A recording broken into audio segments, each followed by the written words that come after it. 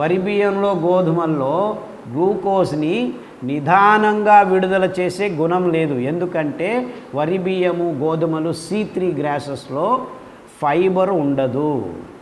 Fibre ఒక్క పొర మాత్రము పైన ఉంటుంది. వరి బియ్యంలో పీచు పదార్థం 0.2 గ్రామ్స్.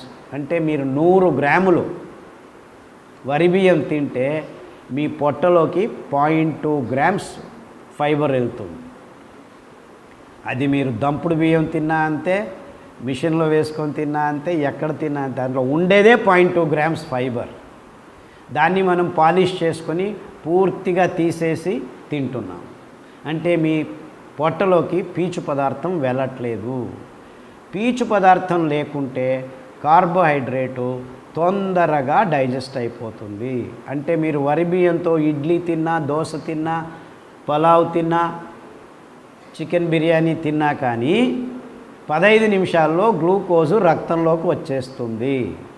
రక్తంలోకి వెంటనే 79 గ్రామ్స్ కార్బోహైడ్రేట్ ఉంది. మీరు 100 గ్రాములు బియ్యం తింటే అందులో దాదాపుగా 45 గ్రాముల గ్లూకోజు మీరు 3 ఇడ్లీలు తిన్నారనుకుంటే రక్తంలోకి వచ్చేస్తుంది. మీ రక్తంలో 5 గ్రాముల గ్లూకోజ్ కంటే ఎక్కువ ఉంటే రక్తం మందమైపోతుంది. రక్తం మందమైతే మీ హార్టు రక్తాన్ని పంపు చేసేదానికి ఎక్కువ ఒత్తిడిని చేయాల్సి ఉంటుంది. ఈ కారణంగానే గడిచిన 40 సంవత్సరాల్లో మానవ జాతికి బీపీ అనే రోగం వచ్చింది, బ్లడ్ ప్రెషర్. ఎందుకంటే హృదయం మీ మందమైన గాఢమైన రక్తాన్ని పంపు చేసేదానికి కష్టపడుతోంది. ఆ గాఢమైన రక్తం రక్తనాళాల్లో ప్రసారం కాలేక మెల్లిమెల్లిగా రక్తనాళాల్లో కొవ్వు అంశాలు పేరుకోవడం మొదలుపెట్టాయి. అందుకే ఇప్పుడు 30-40 సంవత్సరాల లోపే హార్ట్ బ్లాకులు వచ్చేసి హార్ట్ అటాక్లు వచ్చి జనాలు పుట్టుకని చనిపోతున్నారు. అర్థమవుతుందా?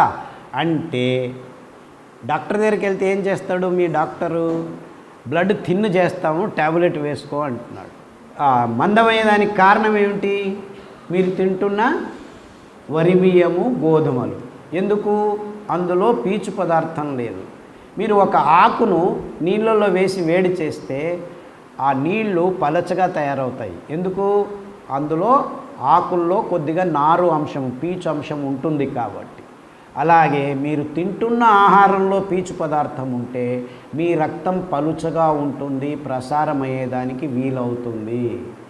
ఈ C4 గ్రాసెస్ చిరుధాన్యాల్లో దేవుడు ధాన్యానికి 100 గ్రాములకు 8% పీచు పదార్థం ఇచ్చేశాడు. అది పిష్ట పదార్థంతో సమ్మిళితమై ఉంటుంది. ఈ ధాన్యం తిన్నప్పుడు మీ రక్తంలోకి గ్లూకోజు వెంటనే వరదలాగా వెళ్ళదు, నిదానంగా వెళ్తుంది. 5 గ్రాములు, 2 గ్రాములు, 1 గ్రాము, ఎంత కావాలో అంత వెళ్తూ ఉంటుంది. అంటే మీ రక్తం మందం కాదు. అంటే మీరు సిరిధాన్యాలు ఈ 5 ధాన్యాలు తింటే మీకు బీపీ రానే రాదు, పీరియడ్. బీపీ ఉన్నా మెల్లిమెల్లిగా మీ రక్తం మందంగా ఉండేది పోయి పలుచగా తయారవుతుంది. అంటే ఈ డాక్టర్లు ఇచ్చే బ్లడ్ థిన్నర్లు నీకు అవసరం లేదు. సిరిధాన్యాలు తిన్నప్పుడు నీ బ్లడ్ ఎప్పుడూ థిన్గానే ఉంటుంది, ప్రసారం సరాగంగా జరుగుతుంది. We have cleared the disease at the root level. కానీ డాక్టర్లు ఏం చేస్తున్నారు? ట్యాబ్లెట్ తీసుకోమంటున్నారు. ఎన్ని రోజులు తీసుకోవాలంటున్నారు? Life long తీసుకోమంటున్నారు. అందుకే మీరు అరికల ఇడ్లీలు, అదే 4 ఇడ్లీలు అరికలతో చేసుకొని తిన్నారనుకోండి, మీకు ఆకలి కాదు. అదే 4 ఇడ్లీలు వరి బియ్యంతో తిన్నారనుకోండి, 2 గంటల తర్వాత మీకు మళ్ళీ ఆకలి అవుతుంది. ఇది తేడా. అంటే మీరు అరికల ఇడ్లీలు ఉదయం తిన్నారే, సాయంకాలం వరకు ఆకలి కాదు. ఎందుకంటే అందులో ఉన్న గ్లూకోజు నిదానంగా మీరు పని చేస్తున్నప్పుడు వచ్చి మీకు శక్తినిస్తుంది. ఇది తేడా. ఏ రోగం ఉత్పాదన కాదు, అందులో ఉన్న పీచు పదార్థం మీ కార్బన్ డయాక్సైడ్ని తీసుకెళ్ళి శ్వాసకోశాల్లో వదిలేసి హ్యాపీగా మీ రక్తం పలసగా ఉండటం వల్ల కార్బన్ డయాక్సైడ్ రక్తం ఈజీగా తీసుకెళ్ళి శ్వాసకోశాల నుంచి బయటకు పడేస్తుంది. రక్తం మందమైతే కార్బన్ డయాక్సైడ్ బయటికి వెళ్లకుండా ఉంటే మీకు ఊపిరితిత్తుల్లో ఇబ్బందులు అవుతాయి, శ్వాస సరిగ్గా లేదు, ఆస్తమా వస్తుంది, బ్రాంకైటిస్ వస్తుంది, ఇవన్నీ జరుగుతున్నాయి. అర్థమవుతుందా? అంటే అనేక రోగాలకు మనం తీసుకుంటున్న ఆహారమే కారణమని ప్రస్తుతం వైద్యులు చెప్పకపోవటం మీకు రోగాలు ఎక్కువ కావడానికి కారణం.